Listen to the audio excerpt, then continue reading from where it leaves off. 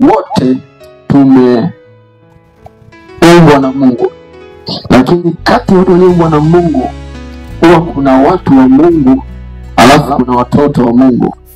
Tunakuwa watu wa Mungu kwa sababu tumeumbwa naye, ila unapokataa kuokoka moja kwa moja unakuwa mtoto wa Ibilisi. Cha waraka wa kwanza wa Yohana sura ya 3 mstari wake wa 8. Atendaye dhambi ni wa Ibilisi. Ndio. Kwa kuwa Ibilisi hutenda dhambi tangu mwanzo. Kwa kusudi hili mwana wa Mungu alidhihirishwa ili azivunje kazi za Ibilisi. Nitachukua kipengele cha mwisho ambao tunaita kipengele B cha mstari wa 8. Maandiko yanasema kwa kusudi hili mwana wa Mungu alidhihirishwa ili azivunje kazi za Ibilisi. Yohana alikuwa ni mwanafunzi wa Yesu katikati ya wanafunzi wadogo kipindi cha Yesu, na ni mwanafunzi aliyekuwa amependwa sana na Bwana Yesu kwa jinsi ambavyo alikuwa na uwezo wa kujinyenyekesha. Inarekodiwa kwamba alikuwa anapenda kulala kwenye kifua cha Yesu, kwani pa Yesu muda wote. Kwa Yesu alimpenda sana, kwanza kwa sababu alikuwa ni mdogo, lakini pia kwa sababu ya usikivu aliokuwa nao. Sasa anatushushia mafunuo mapana sana katika waraka wake wa kwanza wa kanisa, kwa sababu ni moja kati ya mtume ama moja kati ya mitume wa Yesu ambaye hata utume wake pia umefocus sana ulimwengu mzima. Na ukisoma kitabu chake cha Injili ya Yohana Injili, anaanza kumtaja Yesu kutoka kwenye engo yake ya uungu. Hajaangalia uzao wake wa kibinadamu, amefocus kwenye divine nature of Jesus. Na ukienda sura ya 3 mstari wa 16, Injili ya Yohana inasema kwa maana jinsi Mungu aliupenda nini ulimwengu. Kwa injili yake yote Yohana mwanafunzi wa Yesu amefocus sana kwenye uungu wa Yesu pamoja na connection ya Kristo kwa ulimwengu mzima. Kwa ni mmoja ya watu ambaye moyo wake wa kutumika umefocus sana katika ulimwengu mzima. Wengine wanaita injili yake kwa lugha wanatheolojia wanasema kwamba it is an ego gospel. Ni injili yenye upeo wa tai. Anaangalia mbali, hajaangalia Waebrania peke yao, hajaangalia Wayunani peke yao, ameangalia watu wote, ameangalia ulimwengu mzima katika injili. Kwa injili yake yote inakuwa referred kwa wanatheolojia wanasema kwamba it is an ego gospel. Injili iliyopaa, injili yenye viwango vya tai. Sasa mtu kama huyu anatupa mafunuo mapya kwenye waraka wake wa kwanza sura yake ya 3 mstari wa 8. Na anaanza kwa kusema kwamba atendaye dhambi ni wa Ibilisi, kwa kuwa Ibilisi hutenda dhambi tangu mwanzo. Kwa namna nyingine anatusaidia kujua identity, namna ya kuweza kutambua tofauti kati ya mtoto wa Mungu na mtoto wa Ibilisi. Wote tumeumbwa na Mungu, lakini kati ya watu walioumbwa na Mungu huwa kuna watu wa Mungu alafu kuna watoto wa Mungu. Tunakuwa watu wa Mungu kwa sababu tumeumbwa naye, ila unapokataa kuokoka moja kwa moja unakuwa mtoto wa Ibilisi. Kuna kifungo maalum ambacho watu ambao waliumbwa na Mungu wanaweza wakajikuta wamefungwa na kukosa qualification ya kuitwa watoto wa Mungu pale ambapo wanakuwa hawajaokoka. Kuto kuokoka kwako kunakupa utambulisho mwingine na unaanza kutambulika kama mtoto wa Shetani. Kwa anatupa tofauti, anasema kwamba atendaye dhambi ni wa Ibilisi.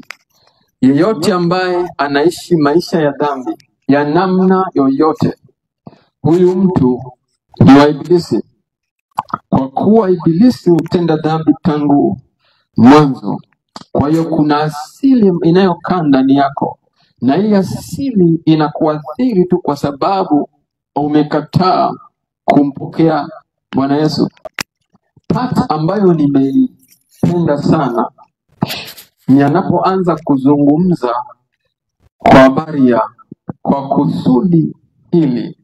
Hajatuacha bila suluhu, anasema kwa kusudi hili Mwana wa Mungu alidhihirishwa ili hazivunje kazi zote za Ibilisi. Ujumbe wangu wa leo ni nguvu inayotokana na kumjua Yesu. Bwana Yesu asifiwe sana. Kuna sababu maalum iliyomfanya Kristo Yesu akadhihirishwa, na sababu hiyo ilikuwa ni kuvunja kazi za Ibilisi. Na moja ya kazi kubwa ambayo Ibilisi ameonekana akifanya muda wote tokea mwanzo ni kuhakikisha kwamba dhambi imewavaa watu, kuhakikisha kwamba wanadamu wote chini ya jua wanakuwa chini ya kifungo cha dhambi. Mwana wa Mungu, ngoja nikufungua ufahamu kidogo kama hujaelewa nini maana ya dhambi. Usifikiri kwamba dhambi ni uzinzi na kuiba peke yake. Ndio, hizo ni dhambi. Lakini kumbuka maandiko sema haya ni matendo ya mwili. Ila kuna kitu ambacho kinakupromote mpaka unatamani, kuna kitu kinakupromote mpaka unazini, kuna kitu kinakupromote mpaka unaacha mambo ya msingi ya kimungu. Kinachofanya mpaka unakosa interest ya kumfuata Mungu, au kinachokufanya mpaka unakosa una mambo madhaifu kama tamaa za macho, tamaa ya mwili, kiburi cha maisha na vitu vinakuvaa, ni kwa sababu ya aina ya DNA, aina ya nguvu inayotenda kazi nyuma ya matukio hayo. Amen.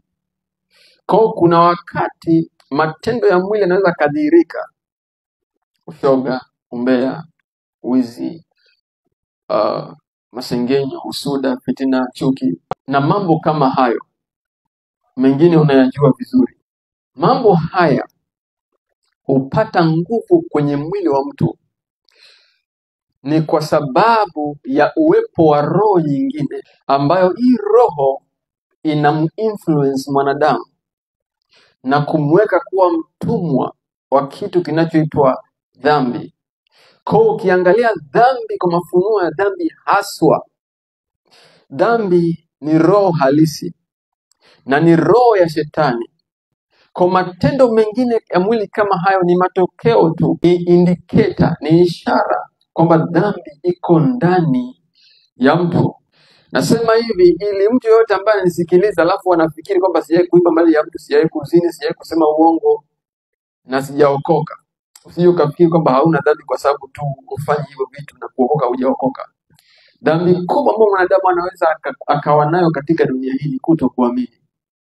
The fact kwamba haujamwamini Kristo Yesu ni ishara tosha ya kwamba una dhambi ndani yako. Moja kati ya ajenda ya kuzimu, moja kati ya ajenda ya mapepo, moja kati ya ajenda ya maagent na system yote ya giza ni kuhakikisha kwamba wanadamu wanakuwa mbali na Mungu.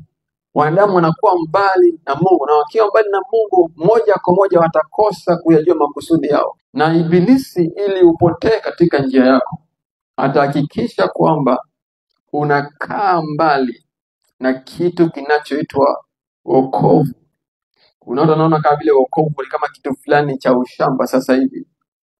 Lakini kinachofanya mpaka wanachofikiria hivi ni kwa sababu Shetani anaingiza mentality ndani yao ya kuchukia kitu pekee ambacho ndio kinaweza kikawapa definition, tafsiri au maana halisi ya maisha yao.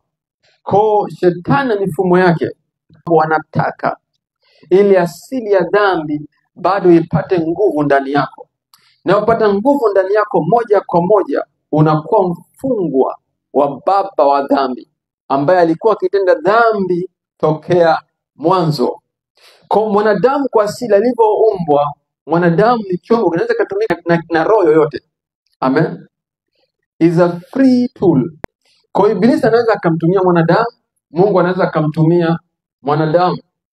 Na mwanadamu huyu asipojua vile na kujiconnect na Bwana Yesu, moja kwa moja anaingia kwenye kifungo cha dhambi. Kuna vitu hawezi kuviacha hata ajitahidi vipi, ni kwa sababu huwezi ukaishinda dhambi bila neema. Sasa kuna kitu ambacho mwanadamu anatakiwa akifahamu. Kama Ibilisi huwa hanajidhihirisha kwa kutumia dhambi ndani ya mtu, maandiko yanasema kwa kusudi hili mwana wa Mungu alidhihirishwa ili kuzivunja kazi zote za Ibilisi. Kwa hiyo kama dhambi ni kazi moja wapo ya shetani katika maisha ya mtu, ujue kabisa Bwana Yesu amefunuliwa rasmi ili kuharibu kazi hiyo. Anyway, ngoja nivunje point yangu iwe nyepesi kidogo. Ukiwa kifungoni na upo katika hatari, wokovu wako au kufunguliwa kwako, mwana wa Mungu, kumeshikamanishwa na kitu kinachoitwa identity, utambulisho wa yule wa kukuokoa. Anayekufunga anakufunga kwa sababu ya identity aliyonayo. Anayekuja kukufungua lazima akufungue kwa sababu ya identity aliyonayo, utambulisho alionao. Unamfungua huyu kama nani? Kwa ulimwengu wa kiroho umesukwa kwa namna fulani kiasi kwamba inatambua sana kitu kinachoitwa identity. Hauwezi ukafanya kitu chochote katika ulimwengu wa roho ukafanikiwa bila identity ya kwako kujulikana. Lazima watakuoje. Yesu tunamjua, Paulo tunamjua, wewe ni nani? Yamkini kuna watu ambao hawajafunguliwa maisha yao, wanateswa kwa sababu watu ambao walikuwa wanataka wafungue ni watu ambao wenyewe wako kwenye kifungo cha dhambi. Umekimbia kwa ndugu zako, umekimbia kwa waganga, umekimbia kwa wale wataalamu wa nyota, ukifikiri kama watakufungua. Mwisho wa siku ulijikuta unarudi pale pale, kwa sababu identity ya kwao ilikuwa haina nguvu ya kutambuliwa katika system ya ulimwengu wa kiroho.